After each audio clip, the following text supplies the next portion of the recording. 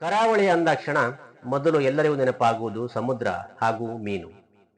ಆದರೆ ಕರಾವಳಿ ಮಾತ್ರವಲ್ಲ, ಅದರಲ್ಲಿ ಪಶ್ಚಿಮ ಘಟ್ಟದ ತಪ್ಪಲಲ್ಲಿ ಅದೆಷ್ಟೋ ವಿಷಯಗಳು ಹೊರಗಿನ ಪ್ರಪಂಚಕ್ಕೆ ತಿಳಿದೇ ಇಲ್ಲ ಅನ್ನಬಹುದು.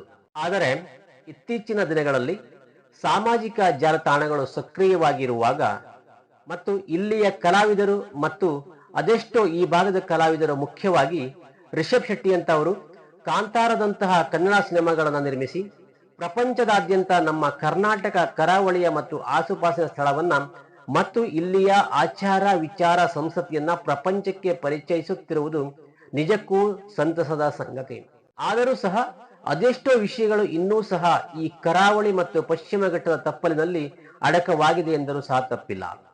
ಆತ್ಮೀಯ ವೀಕ್ಷಕರೇ, ನಾನು ಗಣೇಶ್ ಬೆಳೆಗಾರ್ ಅರಶಿರವರು ನಮ್ಮ ಯೂಟ್ಯೂಬ್ ಚಾನಲ್ ಅರಶಿ ಸ್ಟುಡಿಯೋಗೆ ಮತ್ತೊಮ್ಮೆ ತಮಗೆ ಆತ್ಮೀಯ ಸ್ವಾಗತ ಸುಸ್ವಾಗತ. ಫ್ರೀ ಆಗಿರುವ ನಮ್ಮ ಯೂಟ್ಯೂಬ್ ಚಾನಲ್ ಅನ್ನು ಯಾರೆಲ್ಲ ಇಷ್ಟು ತನಕ ಸಬ್ಸ್ಕ್ರೈಬ್ ಮಾಡಿಕೊಂಡಿಲ್ಲ ಅವರೆಲ್ಲ ಆದಷ್ಟು ಬೇಗ ಸಬ್ಸ್ಕ್ರೈಬ್ ಮಾಡಿಕೊಂಡು ಸಂಪೂರ್ಣವಾಗಿ ಈ ವಿಡಿಯೋವನ್ನ ವೀಕ್ಷಿಸಿ, ಇಷ್ಟವಾದರೆ ಲೈಕ್ ಮಾಡಿ, ಶೇರ್ ಮಾಡುವಂತೆ ತಮ್ಮಲ್ಲಿ ವಿನಂತಿಗಳು. ಕರಾವಳಿ ಮತ್ತು ಪಶ್ಚಿಮ ಘಟ್ಟದ ಆಸುಪಾಸಿನಲ್ಲಿ ಅನೇಕ ವೈವಿಧ್ಯಮಯ ಜಾನಪದ ಕಲೆ, ಯಕ್ಷಗಾನ, ಶಿಲ್ಪಕಲೆ, ಆಚರಣೆ, ದೈವಾರಾಧನೆ, ದೇವರ ಆಚರಣೆ, ನಾಗಪಂಚಮಿ, ಅಮಾವಾಸ್ಯೆಯ ಸಮುದ್ರ ಸ್ನಾನ, ಜಾತ್ರೆ, ರಥೋತ್ಸವ, ಹುಲಿ ಕುಣಿತ, ಹೋಳಿ, ಕಂಬಳ, ಆಹಾರದ ವೈವಿಧ್ಯತೆ, ಸಮನಾದ 3 ಋತುಮಾನಗಳು, ಹೀಗೆ ಹೇಳ್ತಾ ಹೋದ್ರೆ ಈ ಪಟ್ಟಿ ಹಲವಾರು ಪುಟಗಳಿಗೂ ಸಹ ಮೀರುತ್ತದೆ. ಭಾರತದ ಅನೇಕ ಜನಪದ ಆರಾಧನಾ ಪರಂಪರೆಗಳಲ್ಲಿ ಕರಾವಳಿ ಭಾಗದ ಈ ದೈವಾರಾಧನೆ ಕೂಡ ಒಂದು. ಇದನ್ನು ಭೂತಾರಾಧನೆ ಎಂದು ಕೆಲವೆಡೆ ಕರೆಯುತ್ತಾರೆ. ಇದು ಕರ್ನಾಟಕದ ಪಶ್ಚಿಮ ಕರಾವಳಿಯ ಇಂದಿನ ಉಡುಪಿ ಜಿಲ್ಲೆ, ದಕ್ಷಿಣ ಕನ್ನಡ ಜಿಲ್ಲೆ, ಇಂದು ಕೇರಳಕ್ಕೆ ಸೇರಿರುವ ಕಾಸರಗೋಡು ಜಿಲ್ಲೆಯ ಭೂಪ್ರದೇಶಗಳಲ್ಲಿ ಈ ಆರಾಧನಾ ಪ್ರಕಾರ ಹರಡಿಕೊಂಡಿದೆ. ಈ ಆರಾಧನೆಯಲ್ಲಿ ವಿಶೇಷವಾಗಿ ದೈವ ದರ್ಶನ, ಹೂ ಕೊಡುವುದು, ಫಲ ಸಮರ್ಪಣೆ, ಕೆಂಡ ಸೇವೆ ಮತ್ತು ದಕ್ಕಿಬಲಿ ಸೇವೆ ಮುಂತಾದವುಗಳಿರುತ್ತವೆ.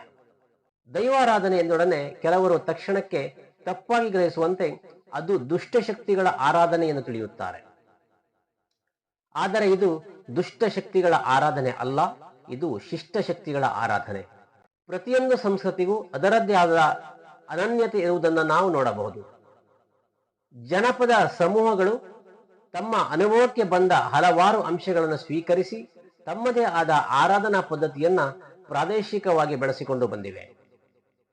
ಪರಂಪರೆಯಿಂದ ಆರಾಧಿಸಿಕೊಂಡು ಬಂದ ದೈವಗಳನ್ನ ದೈವಿ ಶಕ್ತಿಗಳು ಎಂದು ನಂಬಲಾಗಿದೆ. ಈ ದೈವಿಕ ಶಕ್ತಿಗಳು ಯಾರೆಂದರೆ ದೇವರ ದೇವ ಮಹಾದೇವ, ಪರಮೇಶ್ವರನ ಗಣಗಳು. ಇವು ನಂಬಿದವರಿಗೆ ಒಳಿತನ್ನು ಉಂಟು ಮಾಡುವ, ನಂಬದವರಿಗೆ ಕೇಡನ್ನು ಬಗೆಯುವ ಈ ನೆಲದ ಶಕ್ತಿಗಳು ಎಂದು ತಿಳಿಯಲಾಗಿದೆ. ನೂರಾರು ವರ್ಷಗಳಿಂದ ಈ ಭಾಗದ ಜನರ ಬದುಕಿಗೆ ದಾರಿ ತೋರಿಸಿಕೊಂಡು ಬಂದಿರುವ ದೈವಾರಾಧನೆಯ ಸಂಪ್ರದಾಯವು ಹಲವಾರು ಸಾಂಸ್ಕೃತಿಕ ಅಂಶಗಳನ್ನು ಒಳಗೊಂಡಿರುವ ಒಂದು ವಿಶೇಷವಾದ ಆರಾಧನಾ ಪರಂಪರೆ. ದೈವಾರಾಧನೆ ಅನಾದಿ ಕಾಲದಿಂದಲೂ ಈ ಭಾಗದ ಭಕ್ತರ ಬದುಕಿಗೆ ಭದ್ರತೆಯನ್ನ, ರಕ್ಷಣೆಯನ್ನ, ಆತ್ಮವಿಶ್ವಾಸವನ್ನ ಒದಗಿಸಿದೆ. ಸಮಷ್ಟಿಯನ್ನ ಗಮನಿಸುತ್ತಾ ಸೌಹಾರ್ದಯುತವಾಗಿ ಸಮಾಜದಲ್ಲಿ ಬದುಕಲು ಸಹಕಾರಿಯಾಗಿದೆ. ದೈವಾರಾಧನೆಯ ವಿವಿಧ ಹಂತಗಳಲ್ಲಿ ಸಮಾಜದ ಬೇರೆ ಬೇರೆ ಜಾತಿಗಳ ಜನ ಆರಾಧನೆಗೆ ಸಂಬಂಧಪಟ್ಟ ವಿವಿಧ ಕಾರ್ಯಗಳನ್ನು ನಿರ್ವಹಿಸುವುದು ಕೂಡ ಪರಂಪರೆಯಿಂದ ನಡೆದುಕೊಂಡು ಬಂದಂತಹ ಒಂದು ಪ್ರಮುಖವಾದಂತಹ ಅಂಶ.